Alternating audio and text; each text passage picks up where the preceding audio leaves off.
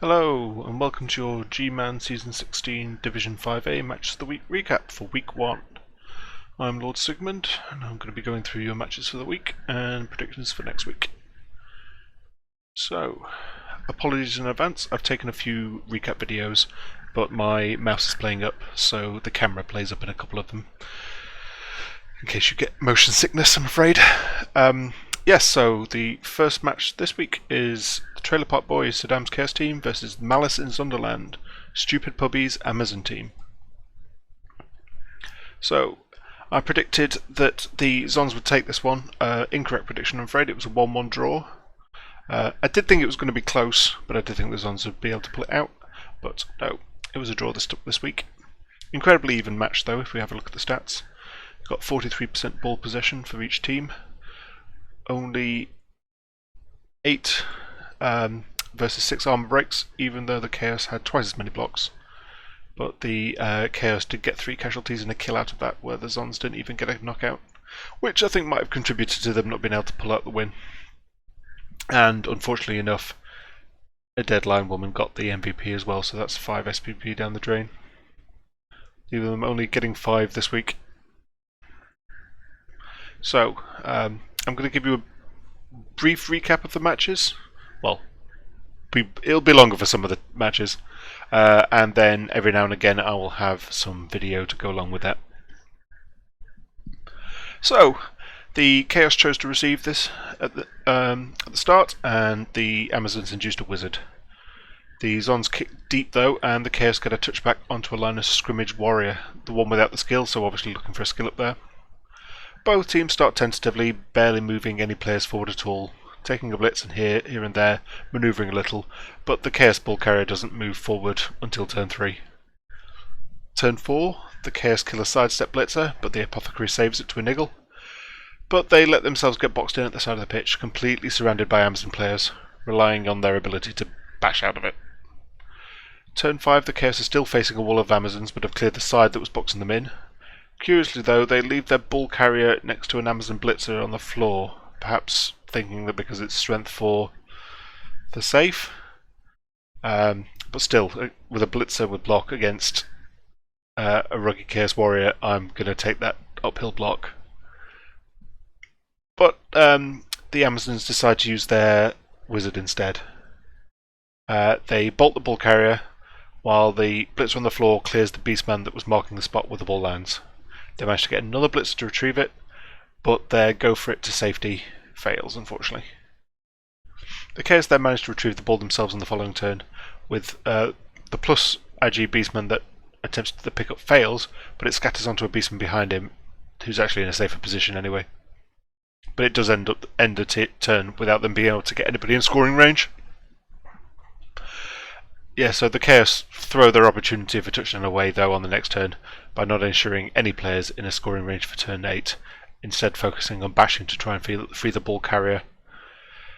The Amazons take advantage of that on their turn 7, surfing the ball carrier and moving a player towards its distant scatter location, and one into scoring range and another in the middle to facilitate a handoff, and I've got a little clip of that.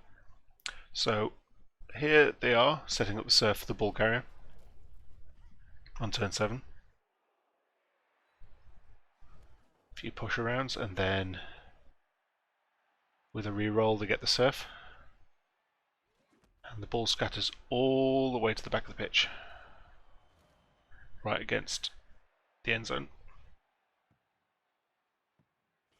So then they move players into potential scoring positions, just in case turn 8s for both the Chaos and them go well.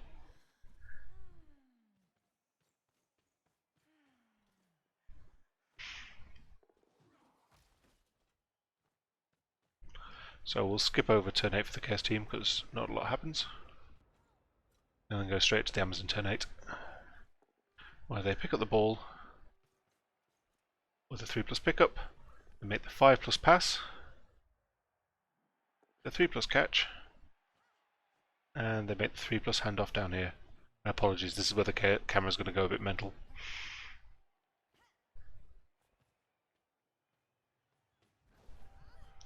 So skipped over it a bit there, but the Chaos turn 8, the Minotaur, which has not been having a great game so far, shows how excellent it is by blocking into double skulls and knocking itself out. Perhaps seeing how the Amazon bash has gone so far, though, the Chaos team uses their Apothecary on it and gets a stun instead. Earlier in the game it's failed 2+ wild animal rolls already as well, so not going great for that Minotaur.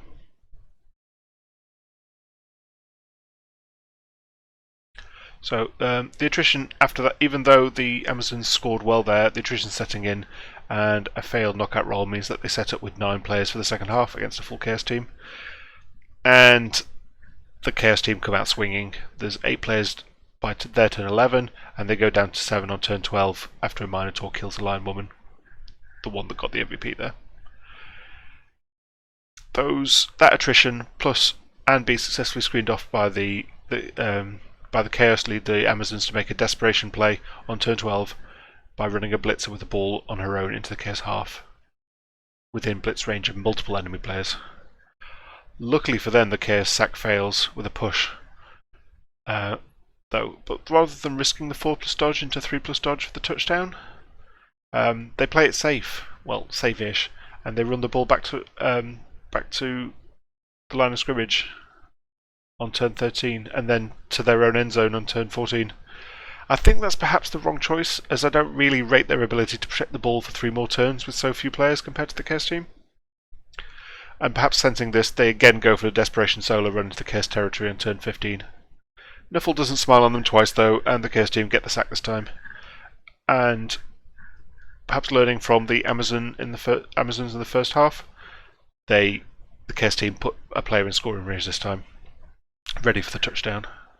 I've got a little video of that. So the Amazons do their best to defend, and helped by this failed Minotaur blitz here, gets 2 pushes, blocking the Chaos player off from their best path towards that Beastman on the far left flank. So instead of running that way, the other Chaos players have to make a bit of room so the plus RG player can do some dodging. But they make it. A 2+ dodge, 2 2+ dodges, 2 go for it, and a 3+ pass and a 3+ catch means that the Chaos team equalise in the final turn of the match. I think a bit less attrition or a bit more risk taking on that turn 13 could have seen the Amazons win this game, but well done to the Chaos team for learning from their first half mistakes in the second half.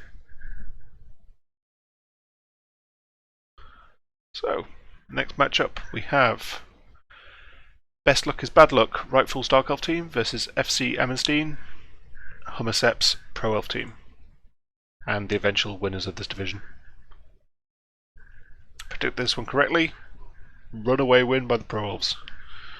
3-1 win there. Looking at the statistics, Dark Elves have the most position by far, so I imagine the game involved a lot of stealing the ball from the Dark Elves. 37 blocks and 6 AV breaks each, but the Pros managed 2 casualties to 1 knockout from the Dark Elves. Lots of skill points for the Pro Elves, which I like to see. Very concentrated for the Dark Elves there. Got the MVP and a touchdown on this runner, it seems. So, going into the recap. The Pro Elves choose to kick, and the weather's pouring rain, but they very luckily get a blitz and move up to pressure the Dark Elf backfield. The Dark Elves cage up in the middle of their half with a screen in front of the cage, but the Pro Elves just keep the screen and don't make a move on the cage, leaving the Dark Elves to make the first move. Turns 2 to 5 are the Dark Elf cage moving back and forth between the middle of their half and the left flank on the line of scrimmage, with the Pro Elves screening well and harassing the cage with the blitzer. Unfortunately, they don't manage to do anything to break that cage. On turn 7, the Dark Elves manage to push that cage down the flank, well protected, halfway down the Pro Elf side, and it's too much for the Pro Elves to be able to deal with it. And the Dark Elves go 1-0 up on turn 8.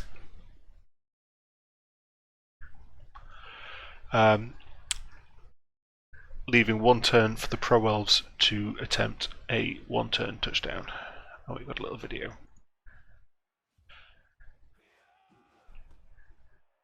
So the Pro Elves get a quick snap, which is obviously going to help them with that. And curiously, the Dark Elves leave a gap in their screen against the end zone, having one blitzer far forward up one of the flanks for some reason that I really can't explain.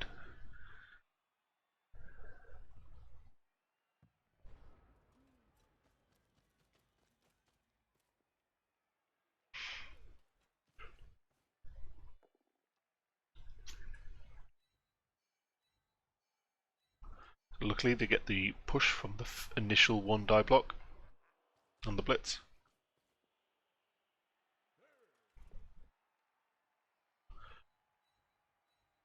Get the second push that they need.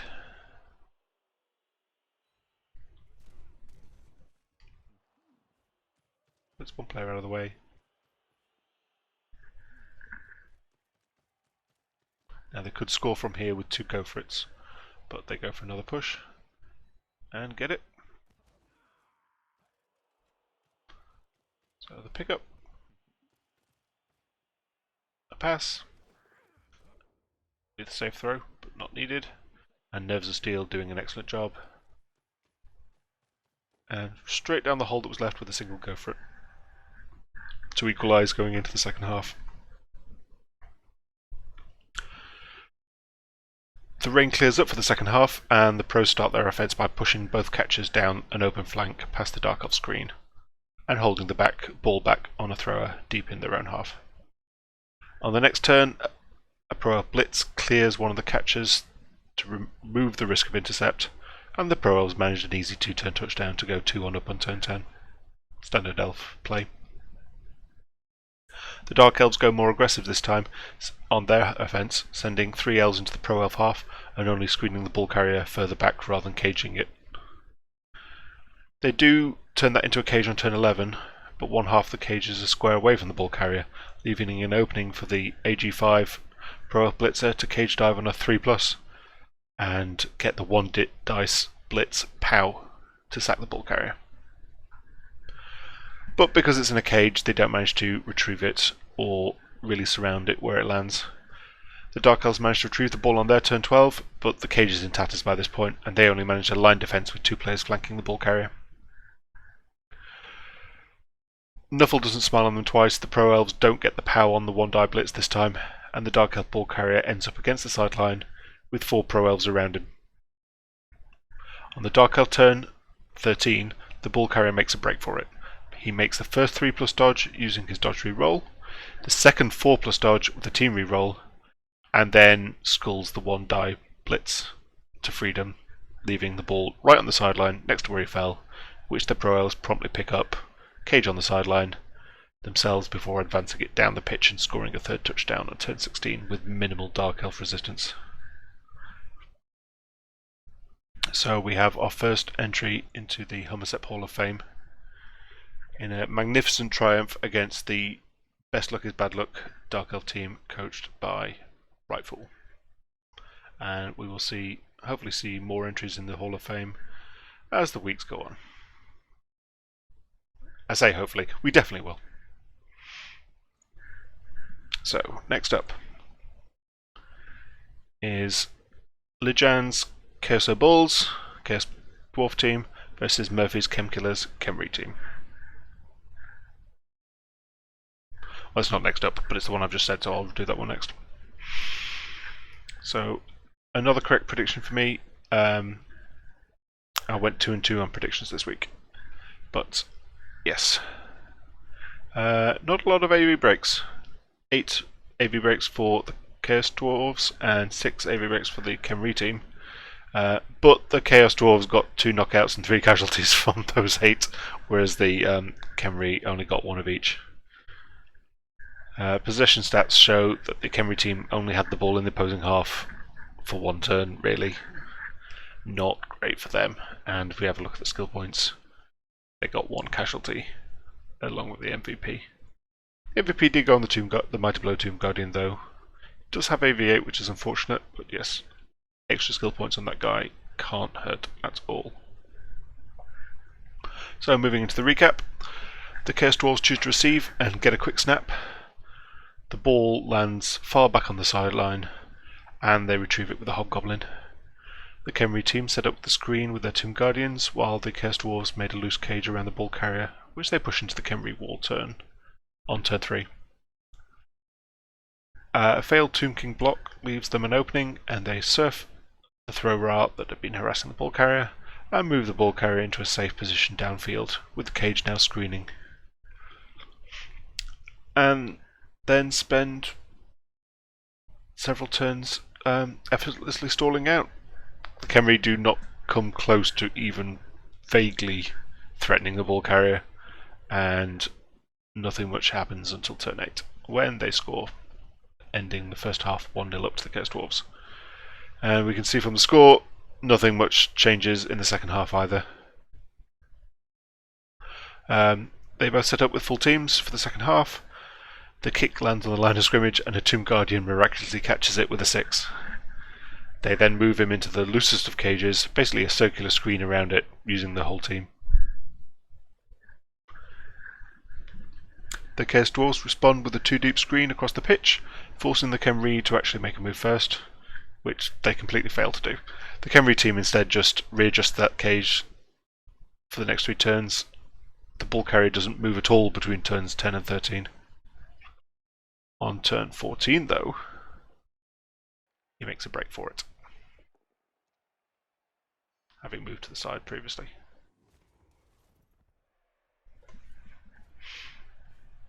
Blitz is free from the Bull Centaur, then makes 2 go for it to try and threaten the touchdown on the next turn.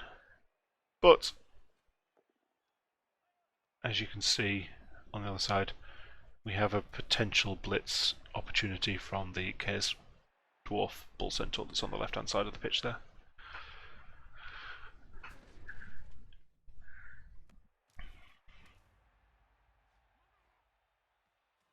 So yeah, 2 hobgoblins move down into marking positions anyway, so even if they don't get the blitz, they're going to stop it from scoring. But yeah, Chaos Dwarf block frees the Bull Centaur, and then the Bull Centaur makes the blitz.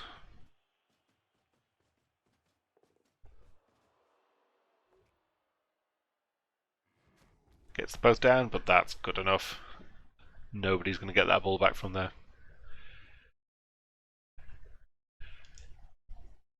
And yeah, like I said, no one else picks up the ball. The game ends 1-0 to the Chaos Dwarves. The Khemri team's dreams and hopes and dreams are crushed. And it's a very sad game for them. They really need some more SPP to be able to develop their team to be able to compete, I think. So, last game then, the one I missed before, we have the Red Fang Elite Warriors, Hindi's Orc team, versus CB Almanzasi, Glandete's human team. Again, forgive me if I'm pronouncing any of this wrong, I am but an ignorant Englishman. So, incorrect prediction here. I thought the Orcs would pull it off, but the humans had an absolutely great game. We'll look at the stats. The humans have twice the ball possession that the Orcs do, and but they have half the injuries inflicted, which seems about right for this matchup. The SPP, nice spread of SPP on both teams though. Good development for both of them. So yeah, into the recap. The Orcs chose to kick. Humans get the ball from a high kick and cage up just behind the line of scrimmage. The Orcs put their troll on the side of that cage, but without backup, and the humans respond by blitzing it with their Mighty Blow Blitzer, getting the casualty. It's only a badly hurt, but still getting the casualty, and the troll fails its regeneration roll, putting it out of the game after 1 turn. That blitzer keeps rolling when he kills a lone lineman on the next turn as well. The Orcs even it up a bit with a casualty of their own in the next turn, but on turn 4 the human ball carrier makes a break for it, with no Orc players in a reasonable position to catch him without dodging a lot. The Orcs don't even try though, and the humans go 1-0 up on turn 5.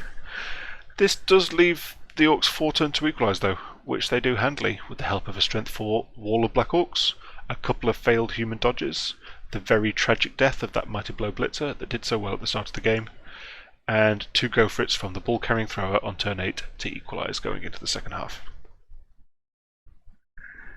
Both teams set up again with 9 players for the second half.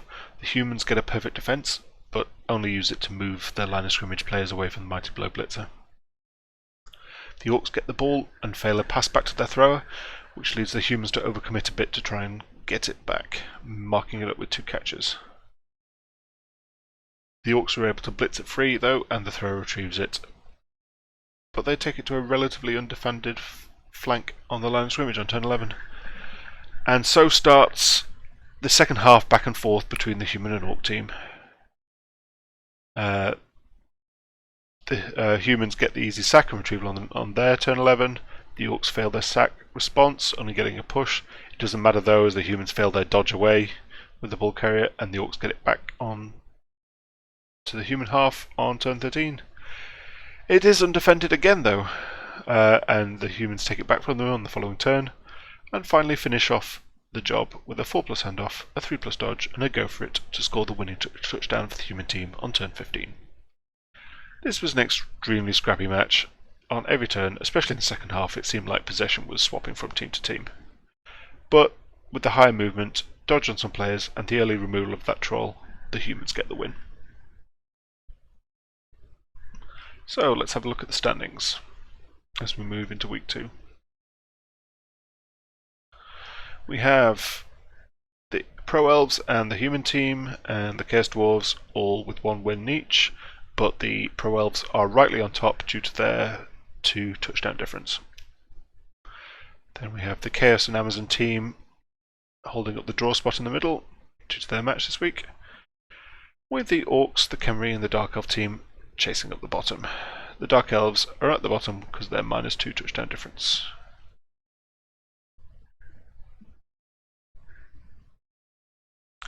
So next let's have a look at the teams as they have come out of this week.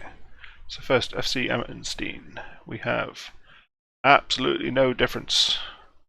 No skill ups, no injuries.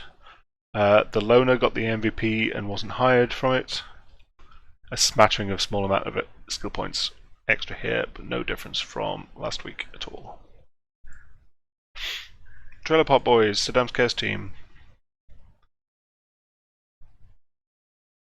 Jacob, their Mighty Blow Beastman, picks up Claw to go with his Mighty Blow.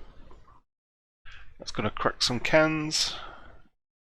I probably would have taken Block here, but I'm not surprised that this guy's going Mighty Blow Claw first at all. And no injuries for these guys this week either. Puts them at the highest TV for the division so far, so they're the one to beat, I think. Next look. Best luck is bad luck. Rightful's Dark Elf team. Gets guard and dies. Gets plus movement from a completion. Double skulls all day. Gets a niggle. And Surf Fodder here, the wrestle lineman, loses a point of armor. But the team did earn enough money from that match to pick up their first Witch Elf, so that's going to be good for them, I think. Though looking ahead at their next matchup is against Chaos Dwarves, so a team which has invested so many skill points on dodge and has a fresh Witch Elf, I don't think that's the best matchup for them. Next up we have Red Fang Elite Warriors, the Orcs coached by Hindi. Orange Poo the Thrower got a touchdown, so picks up block, and no injuries for them. Lots of players, these Black Orcs close to leveling, which is good for them, I think. KSO Bulls, Lejan's Chaos Dwarf team. Oh, a Bull Centaur that I'm not even going to attempt to pronounce the name of gets block from a Kaz actually there, and no injuries there. Not this week. Game Killers. Murphy's Khemri team picks up kick on a skeleton, which they got from a casualty, I think. Yep, and no injuries for them this week. Though, oh, this guy. Maybe I didn't read it right. This guy seems to be out next week. Yes. Got a fractured arm, missed next game. So I missed that, sorry. One injury there, Tomb Guardian. So they don't have their Mighty Blow Tomb Guardian for the next game, so that's going to be not great for them. They're facing the Trailer Park Boys next week.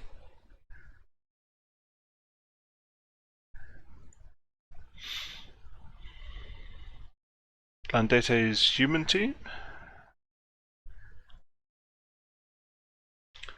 We have Gregorio, their plus MA catcher, going the whole build your own gutter runner thing, gets plus edgy from the MVP and a touchdown. And the sad death of Ruben Pajarato, the first Mighty Blow blitzer, has been replaced by his son on the team there. Finally, Malice in Zonderland, Stupid Puppy's Amazon team. Hatter, the thrower, gets plus edgy from a touchdown and a completion. Excellent start for that gal there. Duchess, the MVP line woman, died as we saw before. March Hare, the catcher, is missing the next game. And Cheshire, their second sidestep blitzer, died. Well, no, sorry, got niggled and replaced by Caterpillar. Oh, or was it Cat? No, it's Cat that replaced her.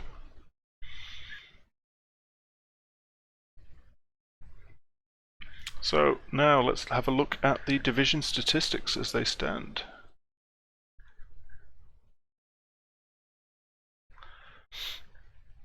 So we have a look at the Hall of Fame for the division after the first week. So currently top of the table easily FC Amistine, 3 players in the top 4, top 5 I suppose. And the top spot with the blitzer that's got 7 blocks, 1 casualty and 1 touchdown with 10 points. Closely followed by Hatter, the thrower from Malice in Zonderland, though, that did excellent well, also picking up 10 points. And then the 2 Pro of catchers. For the catcher, we've got top scorer. A lot of players got 1 touchdown, nobody ahead of the pack just yet. Top blocker, Cyrus the Minotaur from Trailer Park Boys. It did seem like Saddam took every opportunity to hit someone with this Minotaur, probably looking to get skills on it as soon as possible. To its own detriment sometimes, because it definitely caused ball problems, but the 15 blocks, can't really argue with that. Closely followed by 3 Orc players, and then what I like to see, those Pro Elf players. Had 3 kills so far in the division, so 3 players up here with 1 kill each. I imagine this Minotaur is going to be higher on this list as we go on. We have Trailer Park Boys and the, I'm afraid, now dead Ruben Pajarato from CBL Manchester C, with 2 casualties each, top of the table for the most violent. And we have 1, 2, 3, 4 serfs so far, including 2 of them by the Amazons. So nobody's pulled ahead of the pack there yet either. So, last but not least, we have our predictions for next week. So let's have a look at the next week's schedule. So first we have Red Fang Elite Warriors versus Malice in Zonderland. I'm going to risk it again and predict the Amazons win this time. They showed a lot of promise despite the draw, I think, and the Orcs have no tackle with them. Next up, okay, so Bulls Lujan versus Best Luck is Bad Luck. I think the Dark Elves will be outbashed by the Chaos Dwarves here. Tackle Everywhere is going to counter all that dodge the Dark Elves have spent a lot of skill points investing in. So, yeah, I think it's going to go to the Chaos Dwarves. Chem Killers versus Trailer Park Boys. Chaos win, I think. The Khemri didn't show this week, and the Chaos looked pretty strong. I think, yeah, unless the Chaos get very unlucky, I think they're going to win this one. And finally CBL Manchester C versus FC Amistine. Easy Pro-Elf win. They're the best elves, they're the best team, they're going to win the division. There we go. So, that was week 1. Thanks for all bearing with me. I hope you enjoyed the recap, and I wish everybody a excellent game this week. Good luck, everybody, and see you next week.